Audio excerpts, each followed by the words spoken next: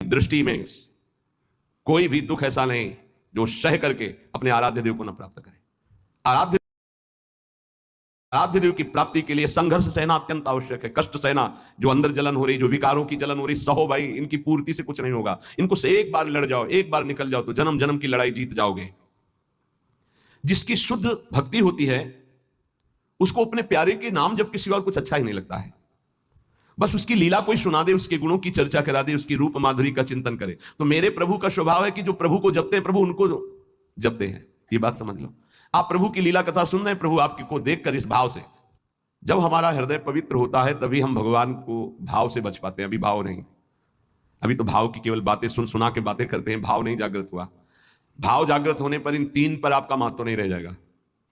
स्वजन संबंधियों पर, अर्थ के द्वारा प्राप्त होने वाले भोगों पर, और इष्ट देव से बिलक साधनाओं पर, इन पर आपका राग नहीं रह जाएगा। ये पहचान है भाव की। आराध्य देव पर ही केवल, जैसे गोस्वामी जी कहते, बने तो रघुबर ते बने, बिगड़े तो भरपूर, तुलसी और ते बने, ताबलिबे पे धूर। जब तक नाशवान पदार्थों में महत्व रहेगा, ये जो श्लोक है कि जिस प्रकार से भक्त मेरी शरण में आता है, मेरा भजन करता है, मैं वैसे ही उसका भजन करता हूं। नाशवान पदार्थों का महत्व देने से हमारा मन अपवित्र हो जाता है। नाशवान पदार्थों के भोगने से हमारी इंद्रियां और तन अपवित्र हो जाता है, हमारे कर्म अपवित्र हो जाते हैं। तो जन्म निश्चित हो गया अगला। और जब हम भगवान की शरण में आते हैं, भगवत नाम जप करते हैं, भगवत शरणागत होते हैं, भगवत भक्तों का संग करते हैं, तो सारी मलिनता नष्ट हो जाती है। तन की, मन की, स्वभाव की, सब मलिनता नष्ट हो जाती है। इस बात को समझिए। शरीर, इंद्रियां, मन, बुद्धि, पद, योग्यता, अधिकार, धन, जमीन, जितनी भी ये सब हैं, इनमें रुचि, आसक्ति, ये तुम्हारे मन को पवित्र कर देगी, तन को अपवित्र कर देगी, स्वभाव को अपवित्र कर देगी। अगर इन्हीं सभी को प्रभु को समर्पित करके कर्तव्य कर्म का पालन करते हुए नाम जप करोगे तो सब कुछ पवित्र हो जाएगा। जैसे जड़ मिठाई कभी ऐसे लगाने वाली नहीं होती, लेकिन जब प्रभु को अर्पित करते हैं तो प्रसाद हो जाती है। मांग करके किनका मिलता है तो बड़ा आनंद का अनुभव होता है, मेरे प्रभु का प्रसाद है। ऐसे ही शरीर, इंद्रिया, मन, बुद्धि, पद, योग्यता, अधिकार, धन, जमीन, जो कुछ भी है उसे प्रभु को अर्पित करके अपने कर्तव्य का पालन करते हुए जो नाम जप करता है, उसका तन पवित्र, उसका मन पवित्र, उसका स्वभाव पवित्र, उसकी सब वस्तुएं पवित्र हो जाती है। अब तो वैसी निष्ठा नहीं दिखाई दे रही है, होगी किसी के अंदर। पहले महापुरुषों में देखा, जैसे श्री चतुर्भुजदास जी महाराज जो सेवक जी के मित्र थे, अगर जिस गांव में गए वहां अगर वैष्णव नहीं है, कंठी तिलकधारी, तो उस गांव के कुएं का पानी भी नहीं पिएंगे, ऐसी निष्ठा रखते थे।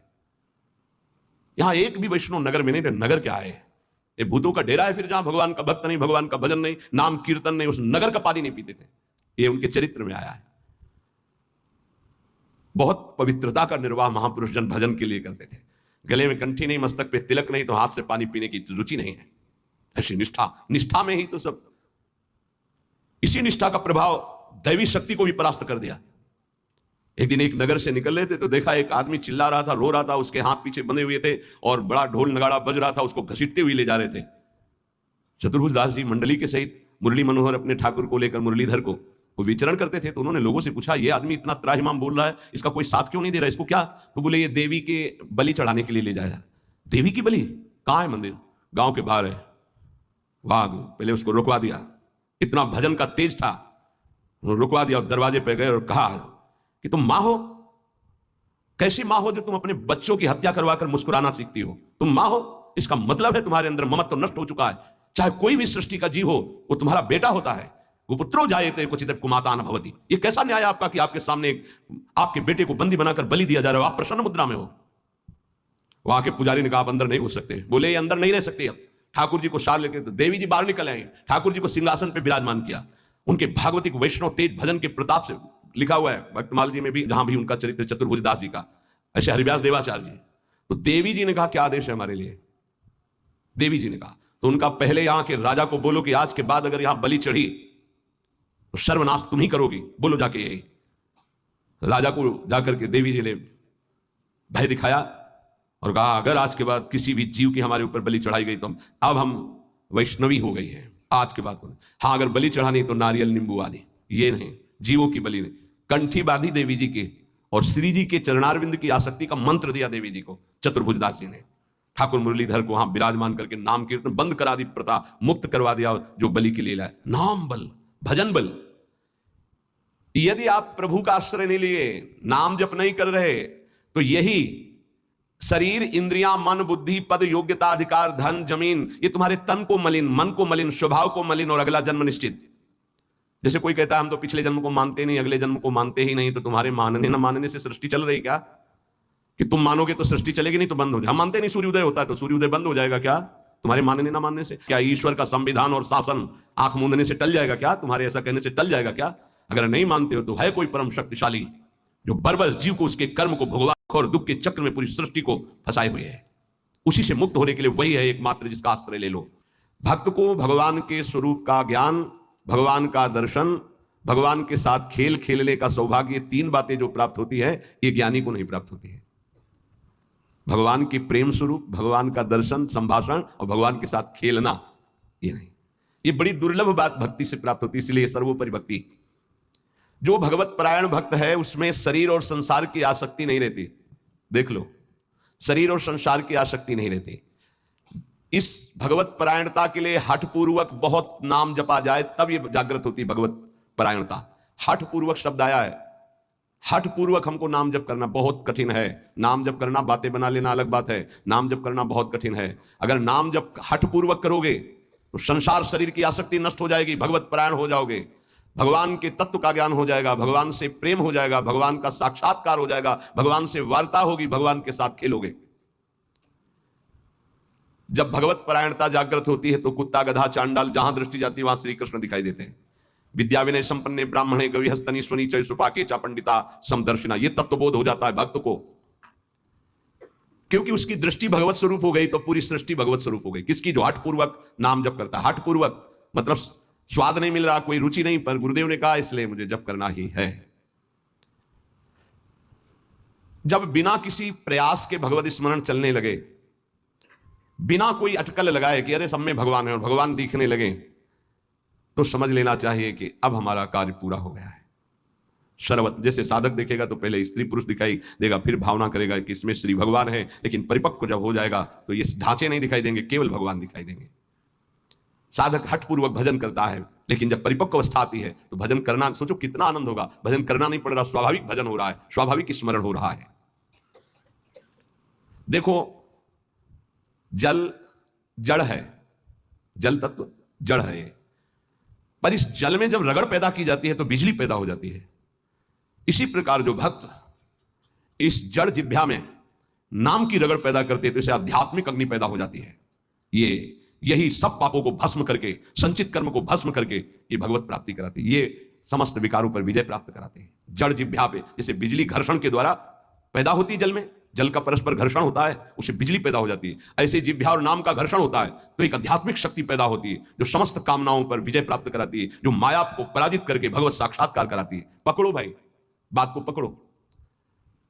हमारा मन जो चाहता है वो करवा लेता, हमें सामर्थ्य नहीं, वो सामर्थ्य नहीं। देखो ना बिजली कहां पैदा हुई, कहां तक प्रकाश कर रही है। ये बिजली पैदा होने का स्थान थोड़ी है, बिजली तो कहीं और पैदा हुई, लेकिन एक संबंध के कारण वो यहां भी प्रकाशित हो रही है। क्रम से संबंध है तो यहां प्रकाशित हो रही है। ऐसे ही रोम रोम रग रग में अध्यात्म शक्ति का प्रकाश, तो जगत में जो भी उसके सानिध्य में आएगा वो अध्यात्म शक्ति संपन्न हो जाएगा। ये बिजली पैदा करो, बिजली तुम्हारे अंदर वो सामर्थ्य है कि तुम ये आध्यात्मिक शक्ति प्रकाशित कर सकते हो। क्या करो? बोले इस जड़ जिह्वा में नाम को रगड़ो, इसी से बिजली पैदा हो जाएगी। बहुत संघर्ष करता है तब भाव का प्रादुर्भाव हो जाता है। ये यथा माम प्रपद्यन्ते तास तथैव भजाम्यहम् मम वर्तमानो वर्तन्ते मनुष्या पार्थ सर्वशा। भक्त भगवान की जिस भाव से, जिस संबंध से उपासना करता है, भगवान वैसा ही दर्शन देते हैं। देख लो, जब जहां जैसा भक्तों ने भाव किया, भगवान वैसी ही लीला की। ऐश्वर्य भाव रखोगे तो ऐश्वर्य दिखाई देंगे, माधुर्य भाव रखोगे तो माधुर्य दिखाई देंगे। भगवान उसी प्रकार से भक्त के अनुभव में आते हैं जो जैसा भगवान के प्रति भाव रखता है। कोई भक्त भगवान को अपना गुरु मानता है तो भगवान श्रेष्ठ गुरु रूप में आ जाते हैं। अगर कोई भगवान को शिष्य मानता है ऐसे संत महात्मा जन जो भगवान को शिष्य मानते हैं, तो भगवान एक श्रेष्ठ शिष्य बन जाते हैं। देखो, संदीपनी जी के शिष्य बने, विश्वामित्र जी के चरण चापे, वशिष्ठ जी के समीप बैठकर शिष्यत्व स्वीकार कर योग वासिष्ठ का प्रवचन सुना। यदि भगवान को माता माना जाए तो भगवान माता रूप में अनुभव देते हैं, भगवान को पिता माना जाए तो भगवान पिता रूप में अनुभव देते हैं, भगवान को पुत्र माना जाए तो भगवान पुत्र रूप में अनुभव। देखो, एक दिन देवर्षि नारद जी दर्शन करने गए नंद महल में, तो देखा मोटी डेहरी बाबा की डेहरी, तो उसको लालजू महाराज लांघना चाहते थे, दरवाजे के बाहर खेलने जाना चाहते थे। अभी खड़े होना ठीक से आया नहीं था, घुटनों के बल चल रहे थे, तो ऐसे चलते हुए घुटनों के बल ऊपर ऐसे देहली के हुए, चरण ऊपर उठ गए, हाथ ऐसे हो गए, अब देहली के बीच में टंगे हुए और रो रहे हैं।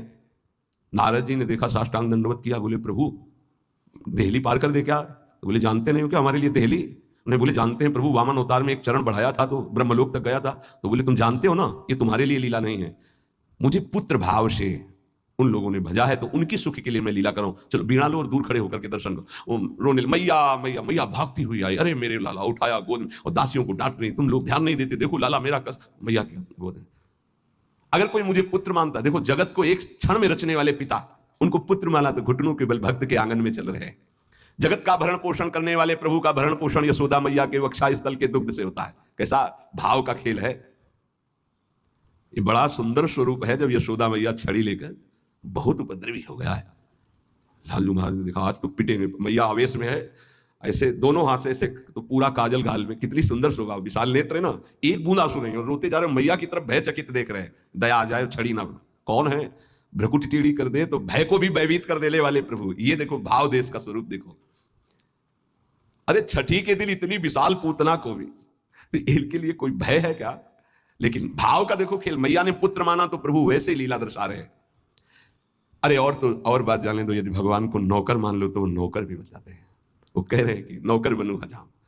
कैसे है? तो त्रिलोचन जी के यहाँ, एकनाथ जी के यहाँ श्रीखंडिया के रूप में, माधवदास बाबा के यहाँ स्वयं जगन्नाथ जी सेवक ही बने हुए तो लगे ही। ये ऐसे भगवान से यदि अपनापन करके कोई भाव कर लो, वो आपको अनुभव कराएं। सच्ची कहते तुम पहचान नहीं पा रहे, रोज तुमसे मिलता है वो, हर क्षण तुमको देखता है क्योंकि तुम भक्त हो उनके, लेकिन तुम्हारे अंदर वो दृष्टि नहीं है इसलिए नहीं देख पाते। रोज मिलता है छलिया, वो रोज मिलता है वेश बदल कर, इसीलिए हर समय सावधान रहो, पता नहीं किस रूप में मेरा प्रीतम आकर के कहीं चूक ना हो जाए। त्रिलोचन जी के हृदय में था कोई ऐसा साधु सेवी मिले, क्योंकि मुझे इतना समय नहीं मिलता कि मैं संतों के पास बैठूं, उनके मन की बात पूछूं, फिर वैसा उनकी सेवा करूं। व्यवस्था सब हो जाएगी, कोई ऐसा नौकर में। भक्त के अंदर की कोई भी इच्छा भगवान अधूरी नहीं छोड़ते। मुझे कोई नौकर रख ले, 14 वर्ष की अवस्था, नौ किशोर अवस्था, मलिन वस्त्र धारण किए हुए, फटे पुराने, ऐसे जैसे नौकर धारण करते हैं, सामने से निकले। और जगह बोलते जाके नहीं, केवल त्रिलोचन जी के दरवाजे में बोल सकते हैं ये कि मुझे नौकर रख ले, और किसी की हिम्मत ही नहीं, ब्रह्मा की भी हिम्मत नहीं, ब्रह्मा की भी हिम्मत नहीं कि इनकी तरफ ऐसे भाव से दे। ये भक्तों का खेल है। त्रिलोचन जी आओ आओ, हमें तो जरूरत है एक नौकर की, बस संत सेवा करवाने के लिए। आप क्या कर लेते हो? बोले बचपन से अनाथ हूं, मेरा कोई है नहीं, न माता न पिता न परिवार। तो झूठ भी नहीं बोल रहे, इनका कोई है ही नहीं, यही सब है तो इनका कौन है? बड़ा विचित्र खेल। भगवान शंकर का ब्याह हो रहा है तो साखोच्चार बुलवाया जाता है, पीढ़ी कुल परंपरागत। कहा गया हाँ आप अपने पिता का नाम लीजिए। भगवान शंकर ने कहा हम किसका नाम ले पिता के रूप में? चलो ब्रह्मा जी की भ्रकुटी से रुद्रावतार होता है, उनका ब्रह्मा जी, पिता ब्रह्मा और पितामह अभेद है हरि और हर। पर चलो भगवान हरि की नाभि कमल से ब्रह्मा जी की भ्रकुटी से रुद्रावतार, तो कहा हरि। प्रपितामह बोले शंकर। बाप बाबा के बाप बाबा है, बोल के आगे कोई है नहीं तो क्या? बोलो प्रपितामह में शंकर को बोलो। नहीं वो तो पहले बुलवाया है ना आपने, तो बोले पहले भी हमें, बाद में भी हमें, बीच में भी हमें। ये हैं इनका, तो इनकी हर बात सत्य होती है। कह रहे हैं कि मैं अनाथ हूं, क्यों? ये सबके दीनानाथ है, इनका नाथ कौन हो सकता?